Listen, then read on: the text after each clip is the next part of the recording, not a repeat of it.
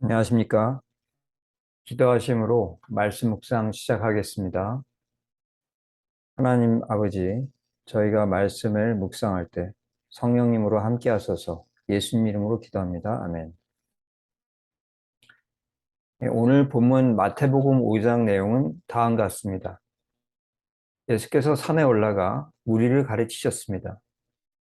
예수께서 말씀하시기를 심령이 가난한 자, 애통한 자, 온유한 자, 의에 지르고 목마른 자, 긍휼히 여기는 자, 마음이 청결한 자, 화평케 하는 자, 의를 위해서 박해받는 자가 복이 있다. 나는 율법을 완전하게 하려 왔다. 계명 중 작은 것이라도 버리는 자는 천국에서 작고 이를 행하며 가르치는 자는 천국에서 클 것이다. 너희 원수를 사랑하며 박해하는 자를 위해 기도하라. 그렇게 하면 하나님 아버지의 아들이 될 것이다. 오늘 본문에 대해서 세 가지를 묵상하겠습니다. 첫 번째로 우리가 무엇을 볼 수 있습니까? 세상의 복과 성도의 복이 다르다는 것입니다. 세상의 복과 성도의 복은 다르다. 세상 사람들에게 가난과 애통과 목마름과 박해는 없으면 좋은 것들입니다. 하지만 천국 시민들에게는 그것들이 내게 유익함을 줄 수 있는 것들이 됩니다.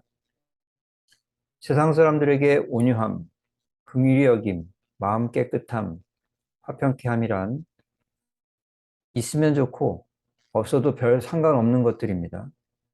하지만 성도들에겐 그것들이 매우 값진 것들입니다. 왜 이런 차이가 생기는 것입니까?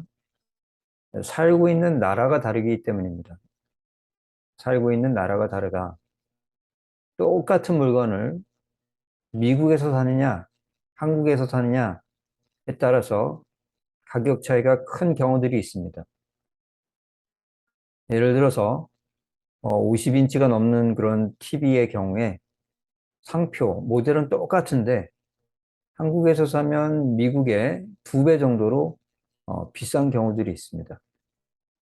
마찬가지로 심령의 가난함, 애통함, 온유함, 의의 주림, 긍휼히 여김, 마음의 청결함, 화평케함, 의를 위해서 박해받음, 이것은 세상 나라에서의 가격, 그리고 천국에서의 가격에서 큰 차이가 나는 것입니다.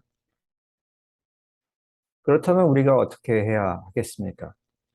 믿는 자는 천국에서 비싼 것들을 가져야 하겠습니다. 우리가 육신에 거하고 있는 이상 땅 위의 가치 체계에서 완전히 벗어날 수는 없습니다. 하지만 만약 세상의 복과 천국의 복, 이 둘이 서로 충돌하는 상황에서 우리가 어느 한쪽을 선택해야 한다면 우리는 천국의 복을 선택해야 할 것입니다. 설령 그 선택 때문에 세상에서 불이익을 당해도 말입니다.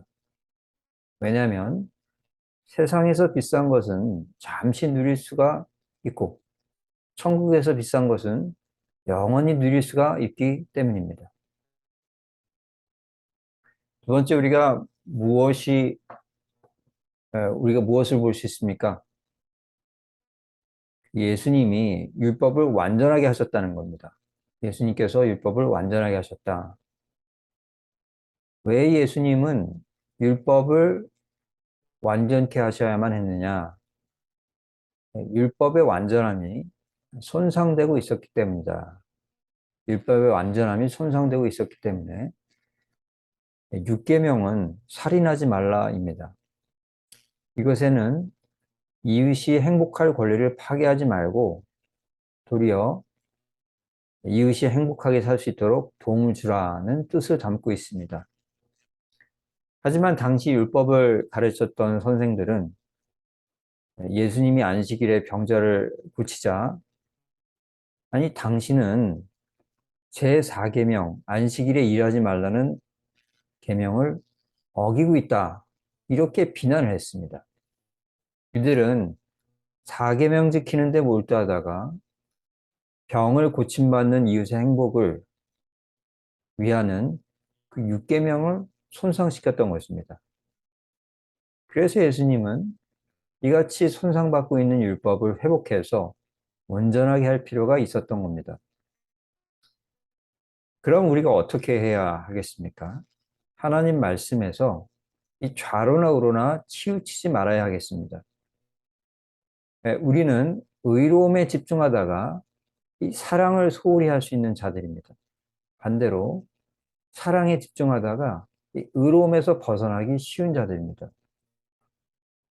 그런데 우리가 어느 한쪽이 치우친다면 천국에 들어가서 작은 자로 취급이 될 겁니다.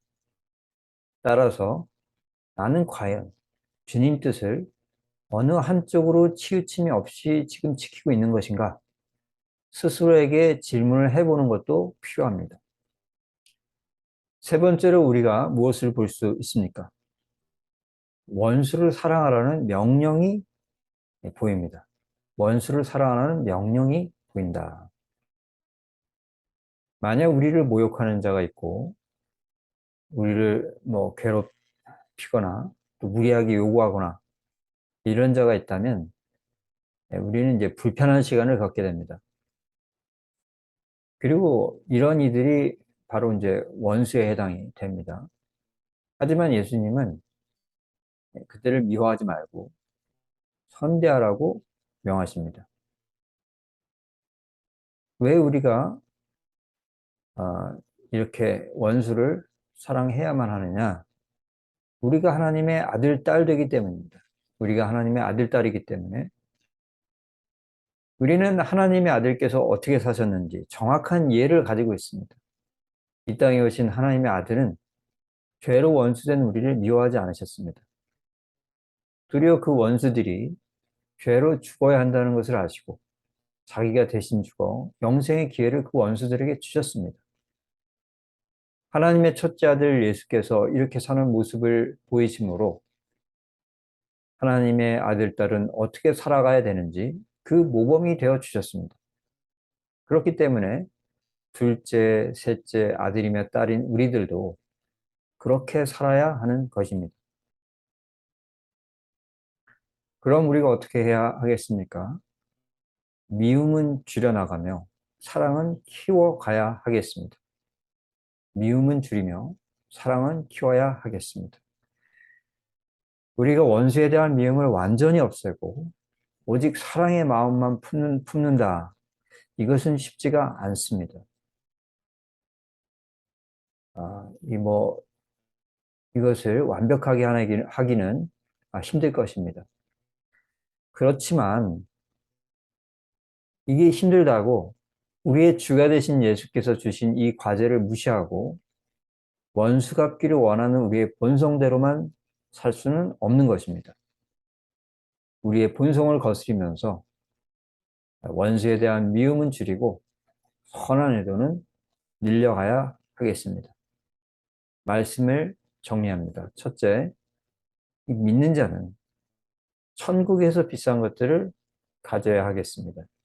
둘째, 내가 하나님 뜻에서 좌로나 우로나 치우치는 일이 없는지 점검해야 하겠습니다. 셋째, 원수에 대한 미움은 줄이면서 사랑은 키워가야 하겠습니다.